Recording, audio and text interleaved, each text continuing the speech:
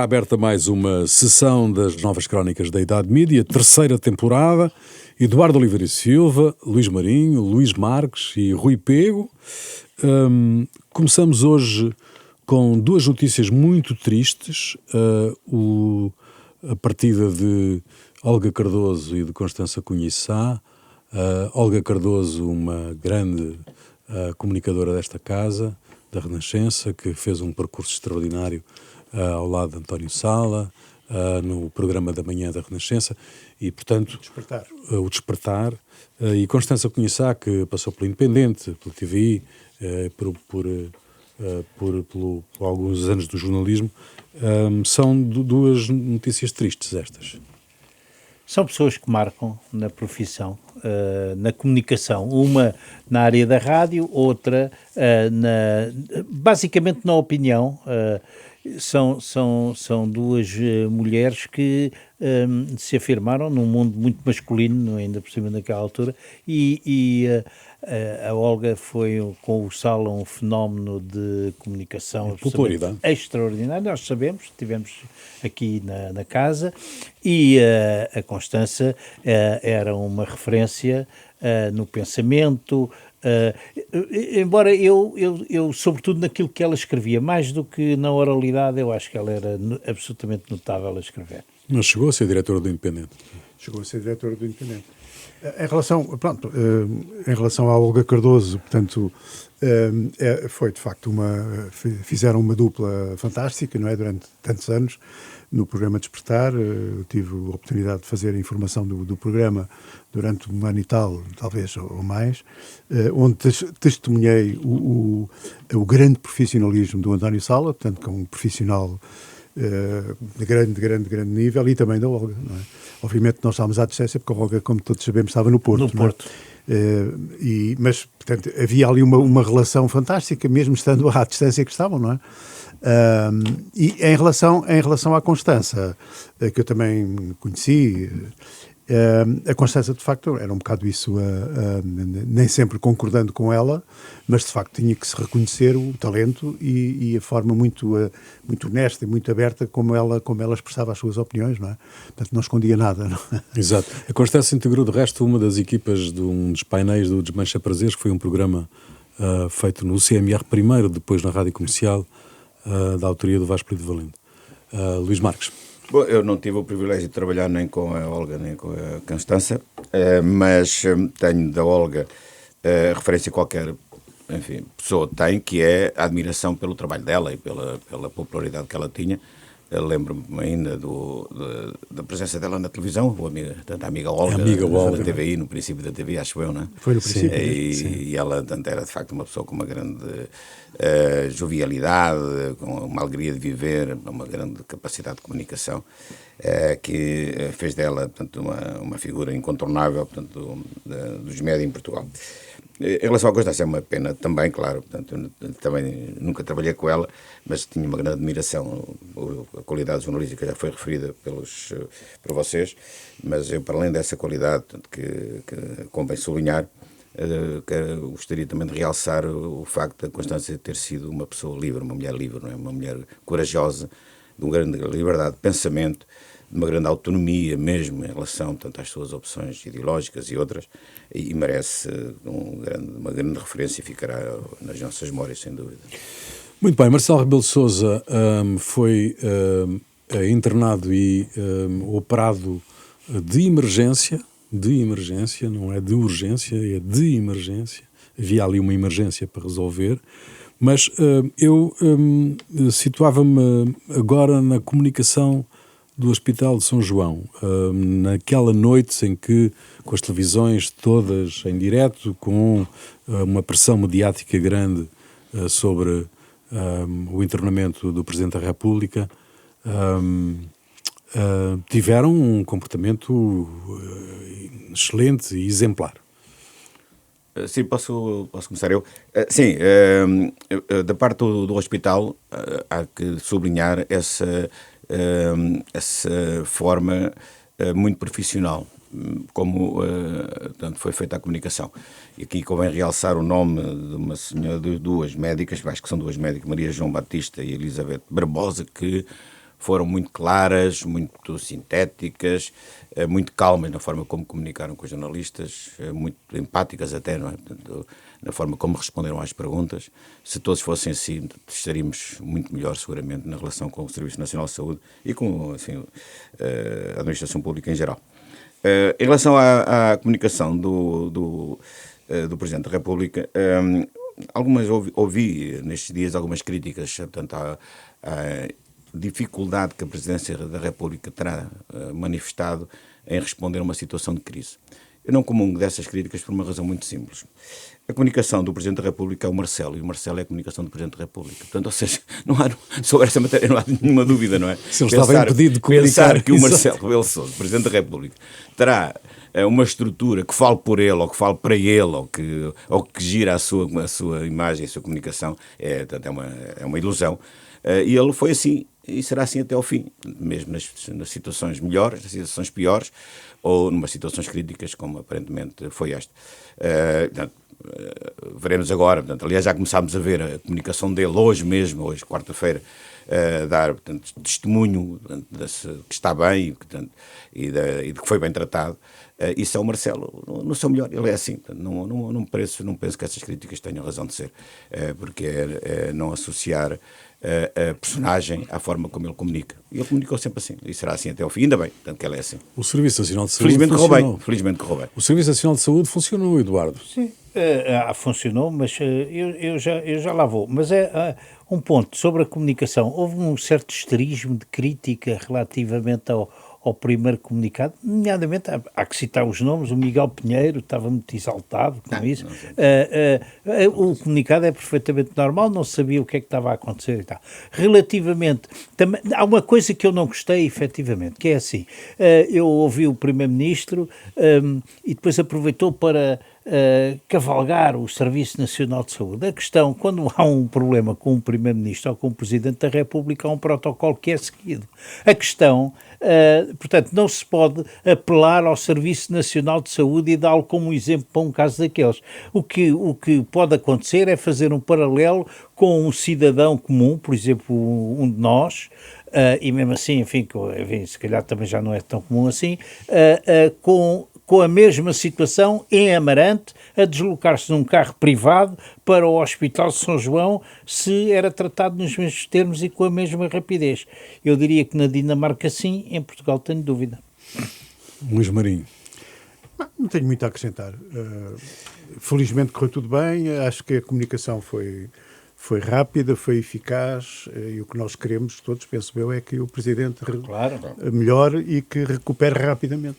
Há um ponto aqui que o Eduardo referiu que vale a pena... Não se pode confundir aquela situação com essa. Vale a pena sublinhar, claro, que é isso também, na realidade. Dar como exemplo da excelência do Serviço Nacional de Saúde esta situação é completamente exagerada, isso eu concordo. Não, isso tem razão. É evidente, claro o Serviço Nacional de Saúde fez o que tinha a fazer, fez bem, com competência, mas daí a dizer, portanto, que o Serviço Nacional de Saúde é excelente por causa disso, tanto vai um grande exagero. Nem todos os doentes são o Presidente da República. Exatamente, pois. Era para admirar que o Presidente da República não fosse tratado como foi. Até na Guiné-Bissau, quando não é preso. Aliás, normalmente é preso. Eu li comentários do costume, mais rapidamente. Li vários comentários aí nas redes de gente muito indignada porque o Presidente não tinha ido para a fila. Pois é. Portanto, como se fosse normal que um Presidente da República fosse para uma fila quando tem um problema grave de saúde. Mas enfim, há gente para tudo. Mesmo as pessoas que têm problemas graves de saúde também não vão para a fila. Pois não, exatamente. Sim, há procedimentos e protocolos. Claro, com certeza, se aplicam para isso. Há uma coisa que é verdade. Primeiro, eu agora vou dizer duas coisas. É assim, o São João é um exemplo, não é? Isso é verdade e, enfim, eu penso que é reconhecido. O Santa Maria também, e não nasceram com o SNS. Nasceram no Estado Novo. Olá. O que é que se passa? Foi o Dr. Salazar que mandou fazer agora aquilo. Vamos ter duas conversas. Não, podia estar enganado. Aliás, o modelo só para já temos um Salazar, só faltam mais dois. Não. Faltam dois Salazar. Não, já temos dois, só falta um. Temos o Ventura. Também já havia o IPO. Por acaso de não se lembrarem, não é? Bom, isso é verdade. Não estava à espera desta. Não, eu fiquei aqui na expectativa e depois fui surpreendido. Tenho que admitir. querem negar... Não, Sim. exatamente. Queres ver como o mendismo está em São reversão? dois grandes. Não confundam. Bom, Aliás, são praticamente iguais, eu acho. Falar em mendismo O teve que é- muito bem não, no Araújo Pereira. Teve? Claro, todos. o teu amigo. Então Araújo todos, esquece. Bom, capa da revista Sábado desta quarta-feira, todas as escutas a António Costa. A revista confirma que António Costa não foi escutado diretamente, não é? Mas foi, como já tínhamos falado, mas foi interceptado em mais de 50 comunicações, sendo 2 consideradas relevantes para a investigação. Quem vai, para a investigação da influência, não é? Quem vai ler as transcrições que lá estão, se calhar algumas daquelas conversas são complicadas, não é? Ou não? Quer dizer, o que eu acho é que uma boa parte daquelas conversas nem devia lá estar, não é? Porque não tem interesse nenhum, digo eu. Não sei o que é que leva a achar-se que todas aquelas escutas deviam estar no processo. Não sei qual é o interesse, mas certamente quem decidiu saberá porque é que decidiu assim. Ali há algumas conversas, enfim... podem levantar alguns problemas. Estão ali no limite. Pelo menos suscitam curiosidade. Suscitam não é? alguma curiosidade, isso é verdade. Não sei se levantam algum indício de crime, mas pelo menos curiosidade levantam certamente. Na decisão inicial do Supremo, o Supremo fala em meros contactos institucionais entre 2 membros do governo. Sim. Estamos a falar de António Costa e Matos Fernandes, não é? Sim. E, portanto, mandou destruir as Era gravações. era Mas o uma Procurador não destruição. destruiu, pôs no cofre, não é? Guardou no cofre. Sim, havia o Presidente do Supremo defendia que deviam ser destruídas e outro juiz achou que não. Mas já não é a primeira vez que há essa polémica. Não. À volta de escutas. Não é? Nunca se sabe bem Sim. qual... Mas devem ser guardadas porque podem ser importantes em outro momento do processo. A teoria ou não? é um bocado essa, não é? De que não destruindo, elas podem ser chamadas para esclarecer determinadas matérias, Há um contexto, ainda que não há um não... contexto, no pode- contexto, exato. Sim. Enfim, eu... Olhando para isso, quer dizer, aqui há um ponto, está aqui uma fuga de informação. E de onde é que veio a fuga de informação? Aquela velha discussão para que vamos ter, para tanto eterna, não é? Foi o Ministério Público, não foi o Ministério Público, foi, sei lá quem foi, ninguém sabe quem foi. Mas, obviamente, quem provoca a fuga de informação tem alguma intenção, não é inocente. Depois, olhando para aquilo, portanto, não sabendo nós o contexto do resto da informação que o Ministério Público e a Justiça têm sobre este processo, olhando só para aquilo que nós podemos ler, tudo o que lá está parece irrelevante, não é que não devia lá estar. Portanto, para já não devia ser do conhecimento público, começa logo por aí, porque aquilo está sobre o segredo da Justiça. Depois também parece irrelevante para nós, não é? Para leigos. Por exemplo, há um SMS que era o meu enigma, mas já agora que estamos a falar nisto, há um SMS, portanto, que é trocado entre o António Costa e o João Matos Fernandes, que é um bocado irrisório, que é risório, aliás, que é ridículo, que é o António Costa a dirigir-se ao Matos Fernandes com um SMS que diz assim: está com ar tristonho. Chelsea, ficámos a saber que ele é adepto do Chelsea, não é? Não é Chelsea o clube de futebol. Sim. Amores ou política?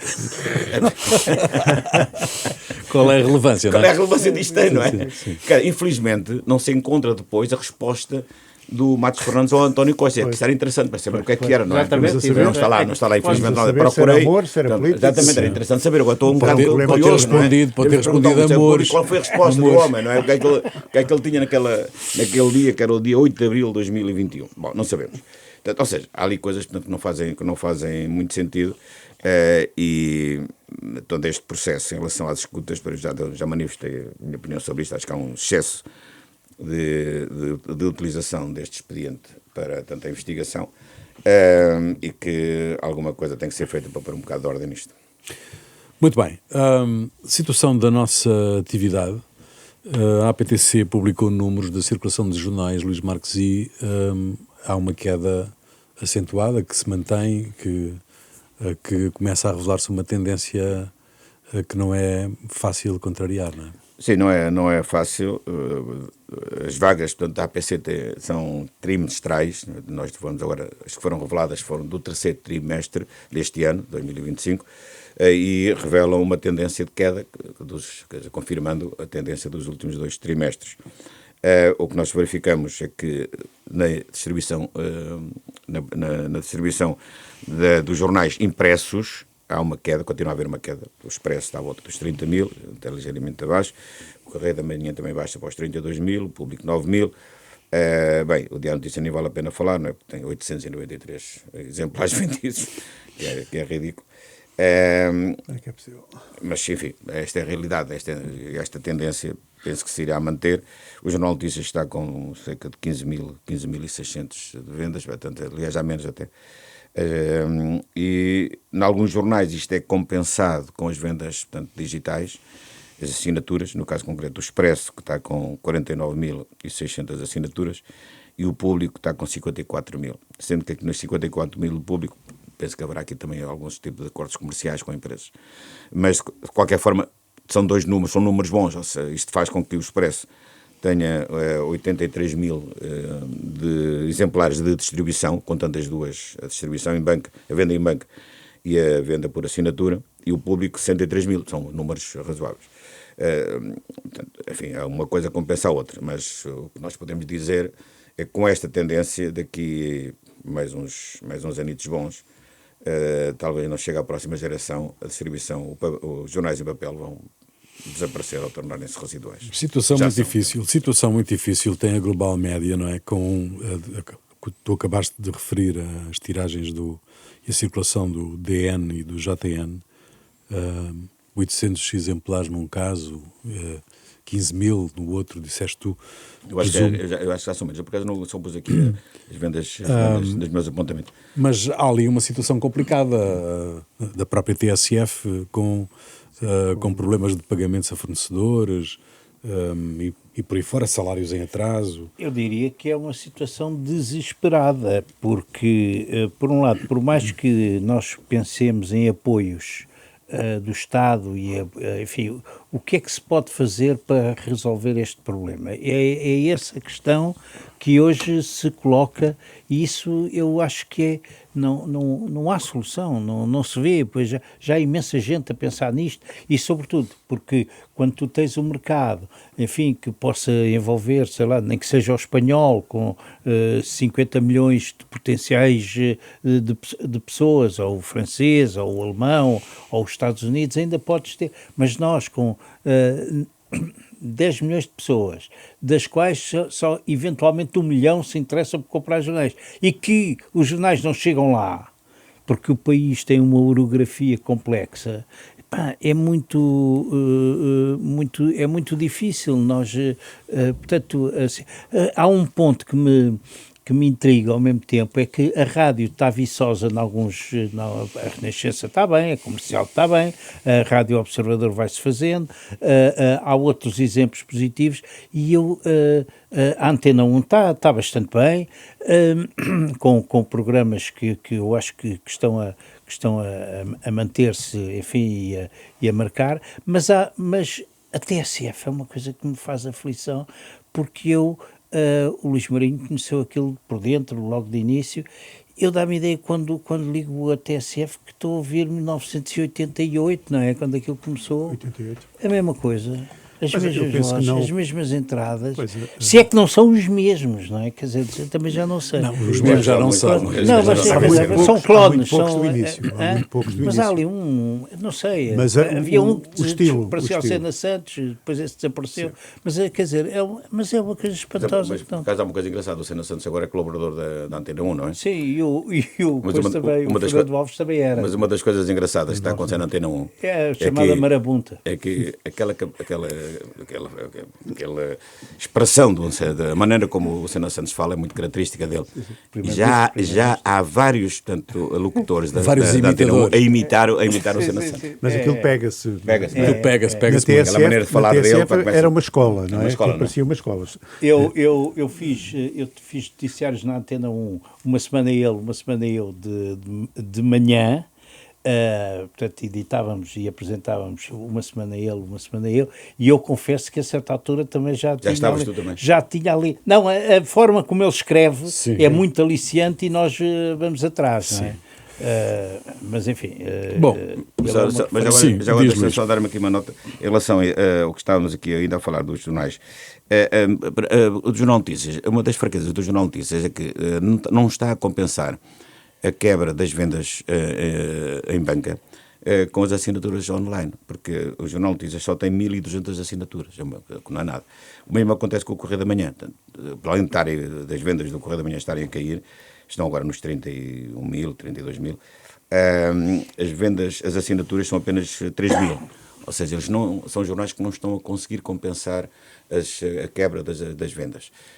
Curiosamente, há um dado interessante que vale a pena seguir, é que alguns jornais regionais estão com vendas interessantes. Por exemplo, o Diário de Coimbra está com 5.700 de venda e o Diário de Aveiro está com 3.300 de venda, ou seja, três vezes mais que o Diário de Notícias. Que o Diário de Notícias, Há jornais como o Mirante, interessante, não é? Tem muito boa implantação e boa Mirante, repercussão. Mas o Mirante Sempre. é vendido com o Expresso, não é? Sim, Vendido, sim, quer sim. dizer... Não, e lá naquela zona de Santarém, aquilo... Bom, Mas deixa-me só dizer diz. uma coisa. Há uma coisa que eu admiro no JN, é que a redação trabalha. Ou seja, nós, quando nós olhamos regularmente para o JN, traz coisas que ninguém tem, e isso é muito bom, e o público também, mas E tem muita notícia, é verdade. Tem. O público é um bocadinho mais ideológico. Muito bem, confirma-se o acordo, com o Media for Europe, da SIC, da empresa, que toma 32,9%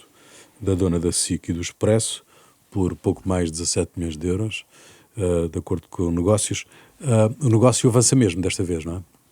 Sim, está fechado. Agora, o que é que falta? Falta a Assembleia Geral aprovar, mas tendo em conta que até essa votação a maioria continua a pertencer à família Balsemão, através da Empreger, que é o veículo que tem a participação maioritária na empresa, vai ser aprovado. Depois falta que os reguladores se pronunciem. A CMVM tem que dizer alguma coisa? E a ERC. A ERC também vai ser chamada, portanto, a pronunciar-se. Não vejo que possa haver aqui, portanto, grandes problemas, a não ser que haja uma revolta dos minoritários, tanto na Empreger como na empresa, portanto, relativamente a esta operação. Já houve uma notícia no 24 Horas, portanto, que denunciava algum desconforto de alguns acionistas da empresa. Não sei se essa informação é totalmente verdadeira e fundamentada ou não. Acredito que possa haver algum desconforto, isso é normal. Veremos agora enfim, o desenvolvimento disto. Tal como está, a intenção dos italianos da Mediaset, da família Berlusconi, seria de evitar uma OPA, a compra da totalidade do capital. A CMVM, em princípio, tendo em conta que do ponto de vista legal eles não preenchem tanto a percentagem de capital para o fazer, que é acima de 33%, em princípio não obrigará. Mas, nunca se sabe, até pode haver uma acusação de concertação de partes e de um pedido de informação sobre eventuais acordos parasociais que configurem isso. Não acredito que isso vá acontecer, mas, enfim, até a lavada dos cestos é vendido. De qualquer forma, do ponto de vista do negócio, é um bom negócio para o grupo e é uma empresa, boa notícia para a indústria, que é uma situação que acaba por resolver vários problemas. Um problema estratégico, que é a reconfiguração do grupo empresa num quadro de concentração dos média na Europa, e depois um problema financeiro imediato que o grupo empresa tem, que é conhecido e que espero que fique total ou parcialmente resolvido com esta operação. Mas, enfim, é o virar de página, ou seja, o que vem a seguir é outra realidade para o grupo empresa e se calhar até para os médios em Portugal. Debates, sondagens do Expresso, SIC, Ventura e Gouveia empatados, Marcos Mendes com 2 pontos atrás, mas todos dentro do intervalo da margem de erro da sondagem, Seguro já com alguma distância, 10 pontos, Cotrim a grande distância, 3%, à frente, abismal à frente de Filipe e Catarina, outra, entre uma sondagem e outra. Na segunda volta, de acordo com esta sondagem, na segunda volta, Ventura perde sempre. Sim. E Gouveia Melo ganha sempre. Qual é a relia do Coutinho de Figueiredo com o Expresso? Tem a ver com estes 3%? Eu acho que sim, quer dizer, vamos lá ver. 3%. Eu vou transferir isto para a minha órbita pessoal, não é? Porque eu enfim, apesar de tudo, eu ando de autocarro, ando de elétrico, sou frequentador dos transportes públicos e frequento E não pessoas... pagas? Sim, e não pago. Sim, Não paga. pois é. Graças Por ao isso é que ele Dr. anda Moeda, nos transportes ao públicos. Dr. Moeda, embora o autocarro para a buraca diretamente era bom. Aqui, bom, mas enfim, fica feito o apelo. Agora, dava jeito ao Luís Marques também.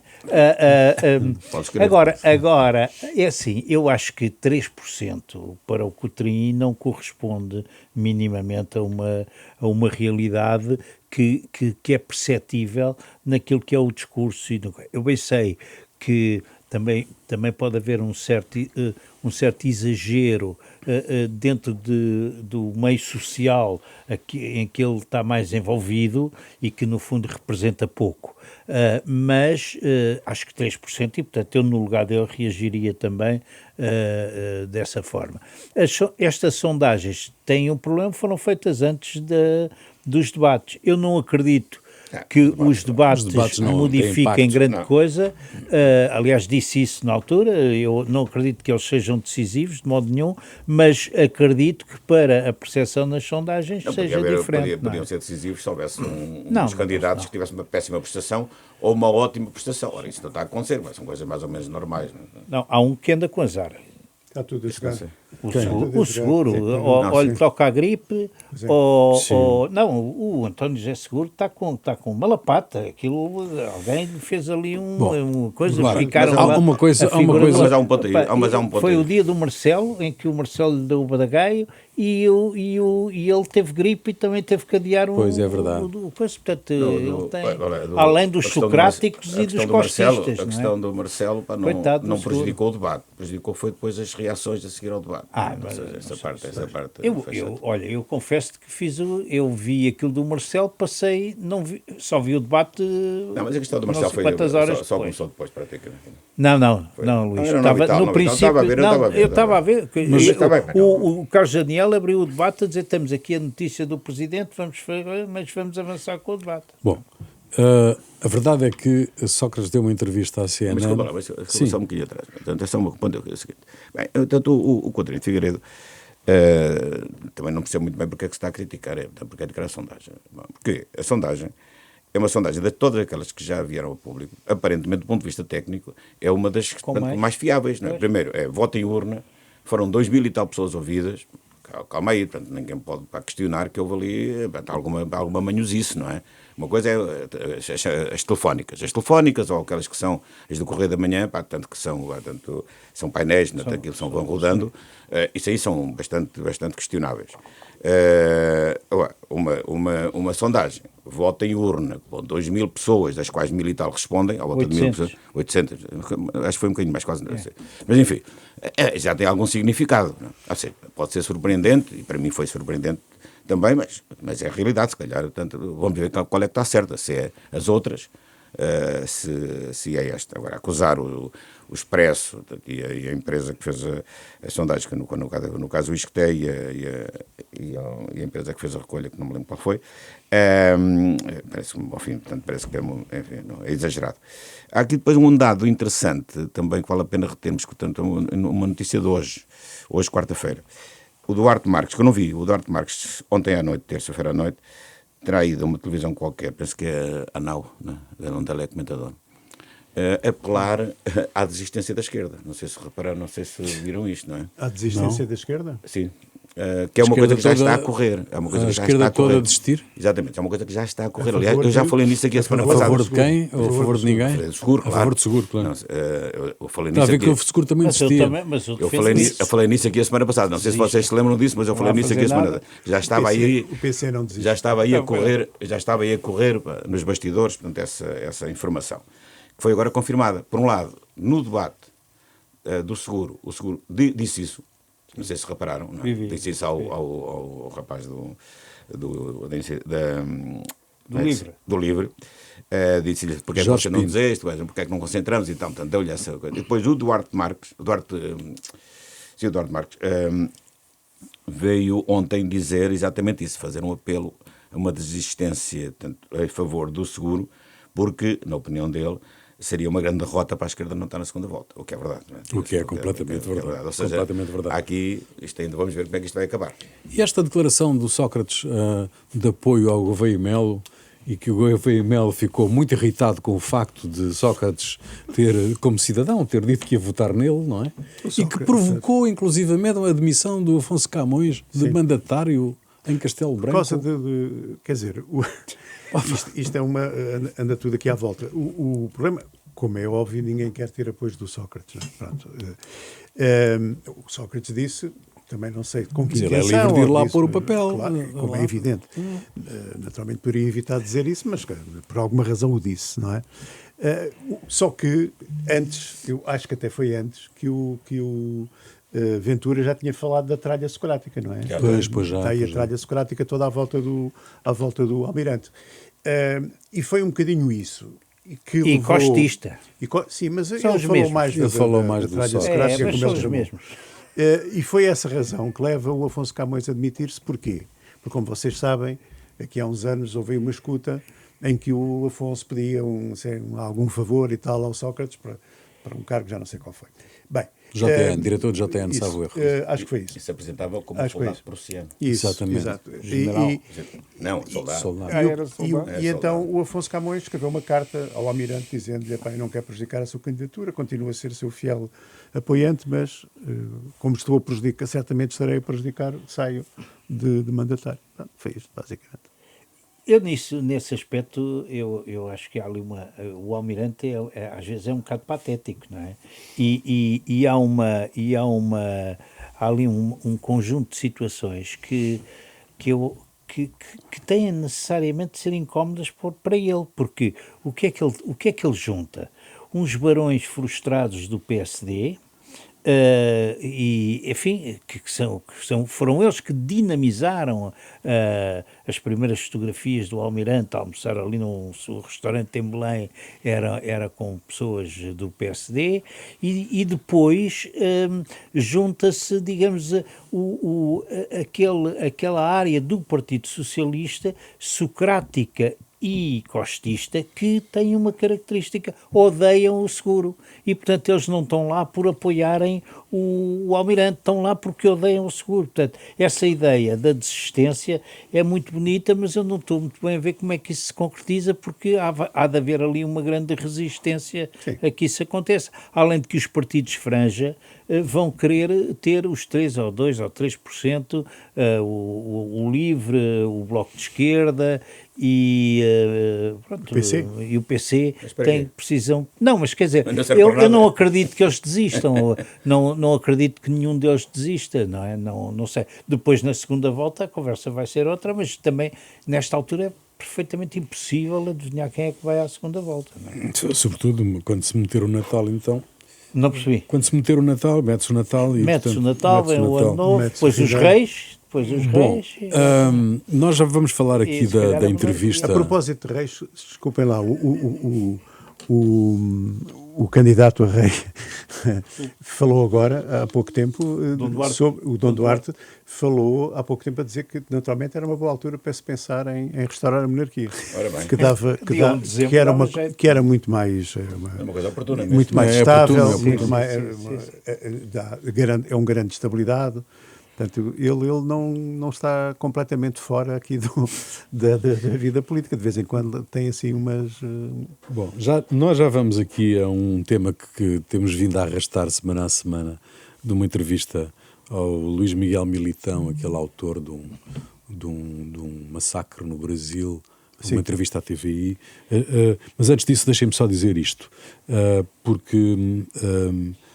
Me compete, acho eu. Na semana passada dissemos aqui que a RTP tinha abandonado a atribuição de notas nos debates e saudámos essa decisão. Não abandonou? Mas não, a verdade é que a RTP não dá notas pelo menos desde 2019. Pronto. Pronto, é só para pôr isto em claramente. Bom, portanto, fica aqui este esclarecimento. Bom, a TV comprou uma entrevista, ao que diz o Tal e Qual, comprou uma entrevista ao Luís Miguel Militão, o autor do Crime de Fortaleza, em que mandou enterrar vivos 6 amigos que tinham viajado de Portugal. Esta prática tem muitos riscos, não é? De comprar as entrevistas. Mas não é nova, como nós Sim. sabemos, não é? Muitas vezes não se sabe, muitas vezes sabe-se. Mas é evidente que não é uma prática nova. Mas é Na evidente que Inglaterra tem... é frequentíssimo. E nem em Portugal também. Quer dizer, não Sim. sei se é frequente, mas já aconteceu. Sabemos nós que já aconteceu. É evidente que isto tem enormes riscos e até riscos para a própria reputação da estação, não é? Quer dizer, estar a dar dinheiro a um indivíduo que é um criminoso, não é? Apesar de tudo de estar preso, etc, etc, mas é um criminoso, não é? Não é uma coisa muito saudável, mas, enfim, é o que eu digo. As estações vão se regendo por outros valores, agora, o que acontece é que depois isto aqui deu uma celeuma maior, não é? Porque houve ali um intermediário, não é? Que era um jornalista brasileiro, não é? Ligado, foi ele que teoricamente fez a ligação para a entrevista, etc. A quem foi prometido, segundo também se leu, a quem foi prometido um lugar, portanto, um emprego, não é? E que a coisa falhou. Em Portugal. Em Portugal. Portugal, sim. E a coisa parece que não foi concretizada e o senhor levantou para aí uma grande celeuma. Estamos a falar da TVI, não é? Levantou aí uma grande celeuma que, entretanto, parou. Também não percebo porquê nem como, mas parou. Se calhar resolveu-se. Foi, bastante resolveu-se. Não pelo emprego, que eu saiba, mas o que acontece é que isto é um terreno muito pantanoso, não é? Quando se entra neste esquema, nesta forma de atuar, de facto, é um terreno perigoso, não é? O que eu acho extraordinário, enfim, é evidente, porque quando se vê os documentários da Netflix, percebe-se que as pessoas que aparecem para contar certas coisas foram pagas. Não, quer dizer, Mas são comentários, é uma diferença. não, comentários, eu sei ao ponto em que vou, não é? Aqui era um trabalho que supostamente era de reportagem. Investigação. O que...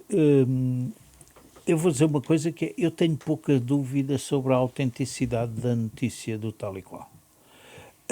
E portanto sabe-se que isso acontece e tal. O que eu acho estranho é a TVI não ter dito nada e não ter, enfim, ter esclarecido e ter, se calhar... Ter vindo dizer que pagou? Não, Rui, não sei o quê, mas quer dizer, aquilo é tão repugnante porque...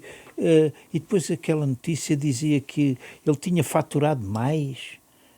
com a entrevista do que o que tinha roubado. Sim, é verdade. Às pessoas. Pois. Pá, se aquilo é assim, isto é de uma Mais o dobro. tristeza absoluta eu gosto da TVI, vejo muito e enfim, não uma andorinha não faz a primavera. A questão não é essa, sim. Agora, realmente aquilo a ser um caso assim, eu faz-me uma imensa aflição e constrange-me, quer dizer, enfim, mas é o que é, gostava de ter ouvido um esclarecimento e se calhar até da ERC, não é? Que anda aí para falar de tanta coisa, se calhar até Luís podia Marques. falar disso, não sei. Temos que Digo eu. avançar para os enigmas, sim. Bom, Luís eu Marques. choco particularmente porque as pessoas que morreram, algumas delas eram meus vizinhos. Eu conhecia. Um tio meu que esteve para ir, à última hora não foi, eu tinha morrido também. Foi um choque pela barbaridade, foi demasiado chocante, não é, o que se passou e a maneira como foi feito. Não é? Foi tudo mal.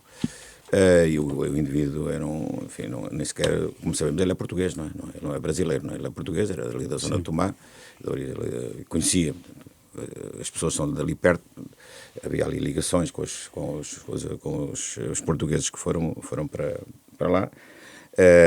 E, enfim, foi um crime repugnante. Que choca muito que alguém em Portugal, uma televisão ou outro meio de comunicação, paga um bandido destes, um selvagem, 20 mil euros, não é? Porque ele recebeu 10 mil e iria receber outros 10 mil numa outra fase, numa fase seguinte, mais do dobro daquilo, tanto que roubou tanto às pessoas que assassinou. Eu não sou purista, não, eu também não estou aqui a dizer que isto não é uma prática, não aconteceu, mas neste caso concreto, tendo em conta tudo isto, é demasiado chocante, eu não o faria, provavelmente. Quase certeza que não foi. Antes de irmos para os enigmas, só Sim. quero aqui dizer uma coisa muito rápida. Lembram-se das palavras do ano? Sim. Quer dizer que fiquei em terceiro lugar. Qual foi? Qual foi E que o nenhum de vocês Ficaste em foi terceiro lugar. aqui. Não, então, mas as nossas a duas palavra estavam que de fora. ganhou, a Nós palavra que ganhou estávamos foi fora. apagão. Foi apagão que ganhou. Exatamente. foi. Em segundo já não lembro qual foi, e em terceiro foi a flotilha. Portanto, mas fiquei em terceiro lugar, que é ambulância já tudo é uma medalha, um lugar medalha de de bronze. pódio, uma um medalha lugar de bronze, pódio. medalha de bronze. Já se Muito percebeu bem. o que é que votou. Foi a esquerda que votou. Não é? Já a seguir, Bloco os de- grandes bloco de enigmas listas. e outras histórias. Os grandes enigmas e outras histórias, quem quer começar? Eu posso começar porque há aqui alguma indignação neste meu enigma, que é o seguinte: apareceu, e depois também desapareceu rapidamente, um cartaz com o título A Sida Não Acabou, e esse cartaz tinha 3 pessoas negras com ar como se estivessem a anunciar que a Sida não tinha acabado e tal. E era um cartaz que assinalava o Dia Mundial da Sida 2025.